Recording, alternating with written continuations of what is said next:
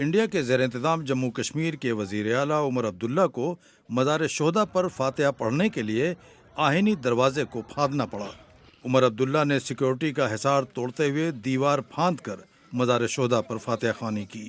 13 جولائی کو ان لوگوں کی یاد میں یوم شہداء منایا جاتا ہے جو آزادی سے پہلے ڈوگرا حکمرانی کے دوران مارے گئے تھے، لیکن مرکزی حکومت نے یوم شہداء منانے پر پابندی عائد کر دی ہے۔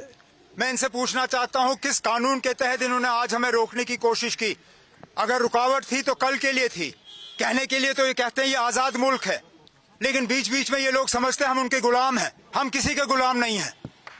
ہم اگر غلام ہیں تو یہاں کے لوگوں کے غلام ہیں، ہم اگر خادم ہیں تو یہاں کے لوگوں کے خادم ہیں۔ یہ لوگ وردی پہن کے قانون کا اس طرح تہس نہس کریں، یہ بات میری سمجھ میں نہیں آتا، لیکن ہم نے ان کی کوششوں کو ناکامیاب کیا۔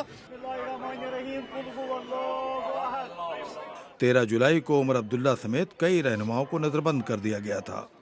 عمر عبداللہ نے مرکز کے فیصلے کی مخالفت کرتے ہوئے کہا ہے کہ مزار شہداء پر فاتحہ کبھی بھی پڑھا جا سکتا ہے۔ چلیے 13 جولائی نہ صحیح، 12 جولائی، 14 جولائی، 15 جولائی، دسمبر، جنوری، فروری، کب تک روکیں گے؟ ہماری جب مرضی ہوگی ہم یہاں آئیں گے اور ان شہیدوں کو ہم یاد کریں گے۔